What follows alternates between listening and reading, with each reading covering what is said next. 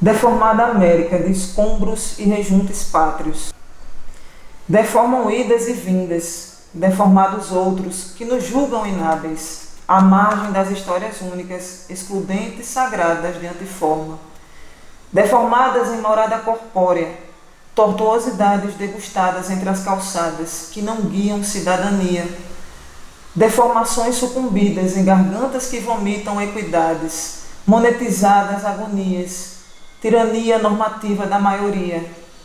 Engulo a epifania tardia da melodia inconformada em palavras ditas, a militância empreendida das ciências falhas, aleijadas commodities, mercantis as incapacidades todas, deformadas Américas, nas diferenças liberdades tardias.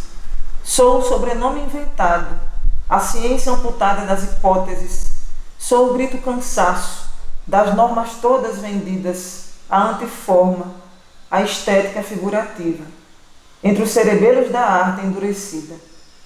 Deformada é a arte, na língua sobrevivente dos quase corpos. Somos os monstros tortos do sagrado maldito contemporâneo. Olá, meu nome é Carolina Teixeira, sou artista, sou pesquisadora e ao longo de 27 anos tenho contribuído com a pesquisa sobre corpos com deficiência nas artes cênicas do Brasil e do exterior.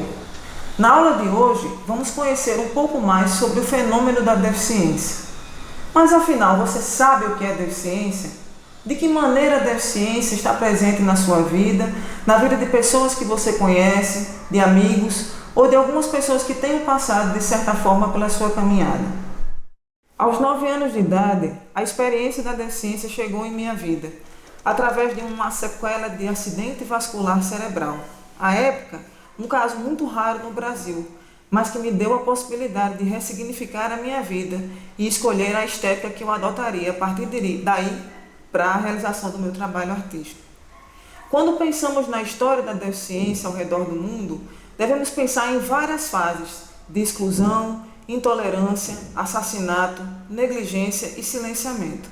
Ao longo dos séculos, as transformações políticas e sociais que o fenômeno da deficiência sofrera refletem hoje no que nós entendemos como estéticas da deficiência e estudos da deficiência no contexto da nossa contemporaneidade.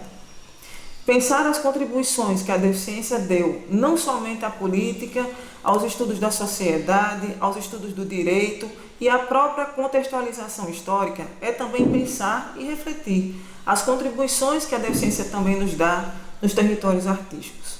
Mas o que é pensar a deficiência no campo das artes? Há espaço para os corpos com deficiência no campo das artes? Ao longo das décadas de 1960, 70, 80 e 90, as transformações políticas possibilitaram a permanência e o surgimento da participação corporal dos indivíduos com algum tipo de deficiência no mercado artístico. Porém, essa participação não foi gratuita e tampouco foi fácil. Fruto de muita luta, de muita reivindicação por espaços de autonomia e criação artística, hoje nós podemos perceber que a participação das pessoas com deficiência no mercado das artes ainda deixa a desejar, em vários aspectos.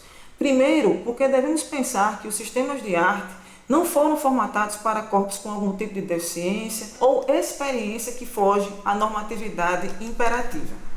Porém, a partir da década de 90 no Brasil, começa a surgir um levante cultural bastante intenso, que traz à tona a participação de intelectuais, de grupos, de associações que buscaram a independência e a construção de uma autonomia no espaço cênico brasileiro. Em 1995, a Roda Viva Companhia de Dança surge no Brasil, no estado do Rio Grande do Norte, com uma proposta de levar a criação artística e balés de repertório a pessoas com e sem deficiência. No estado do Rio de Janeiro, a Companhia Pulsar, através da residência na Escola Angelviana, no estado do Rio de Janeiro, lança uma proposta criativa que também envolve a participação de bailarinos com e sem deficiência. No Paraná, a Companhia Limites também inaugura uma mesma proposição estética de trabalho. Na Bahia, o Grupo X de Dança, a partir de investigações sobre estudos do corpo, também possibilita a participação de pessoas com deficiência no campo investigativo da dança.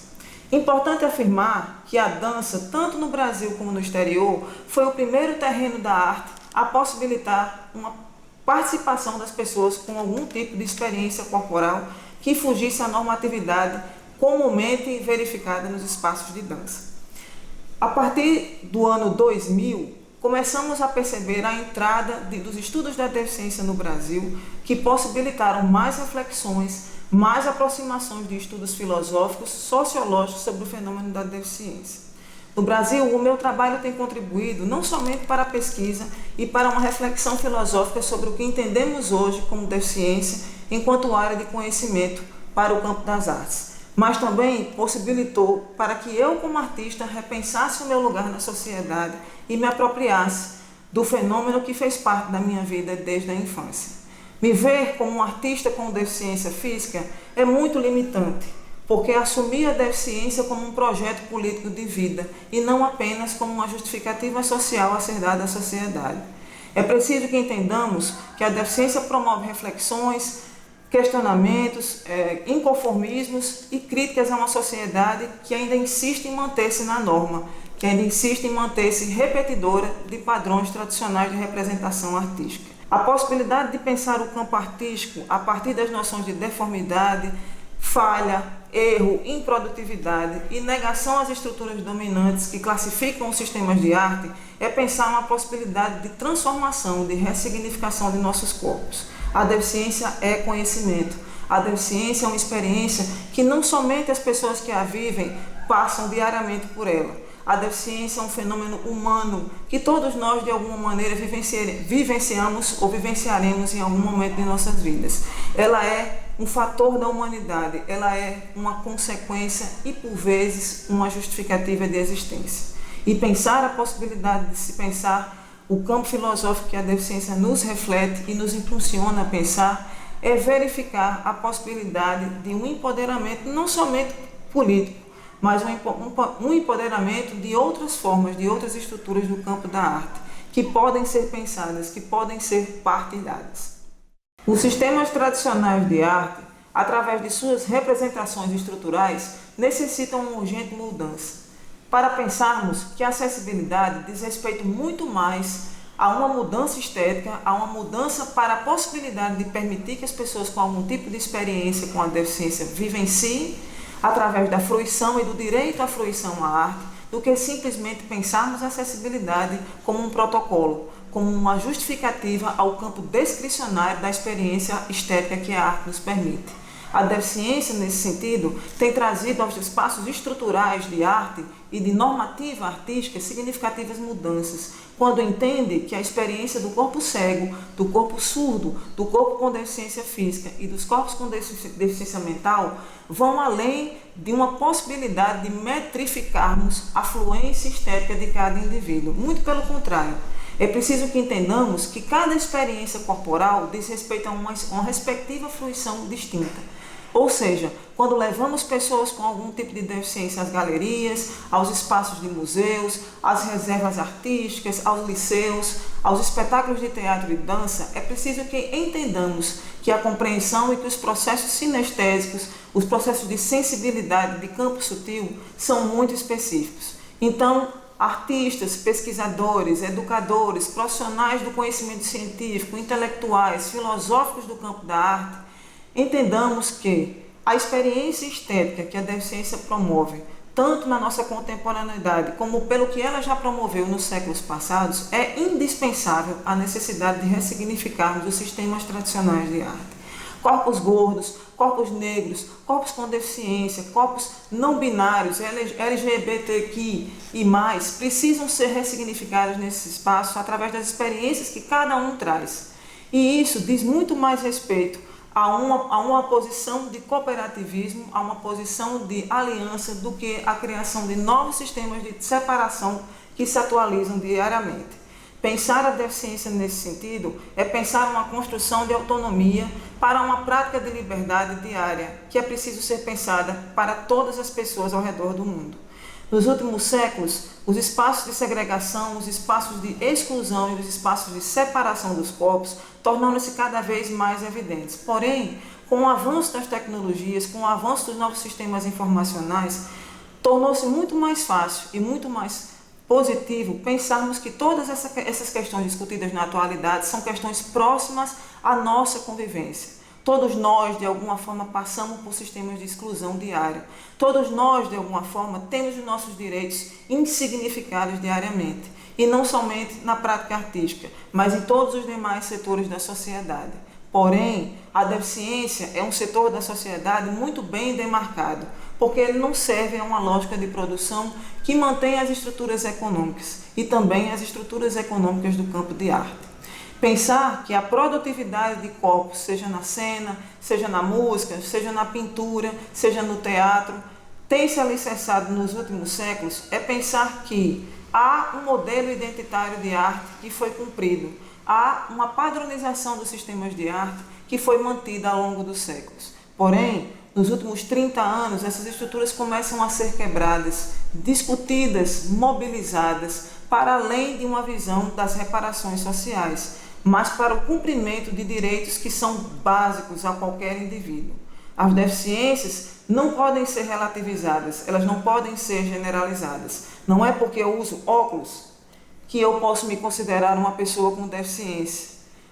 Uma deficiência é atualizada, é demarcada e, além de tudo, institucionalizada por estados e por estruturas que, por vezes, não conseguimos identificá-las, como a condição desumana da segregação dos corpos.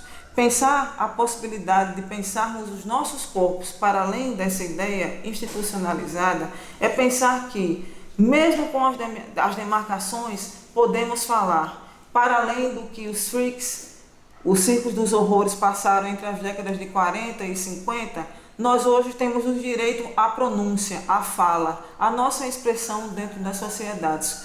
Fato que anteriormente não existiria e fato que foi responsável pela segregação e morticídio de milhares de pessoas. Fosse em campos de concentração, fosse em campos de extermínio tribal, fosse em sistemas de segregação eugenista, que ainda hoje são preservados em algumas sociedades do Ocidente.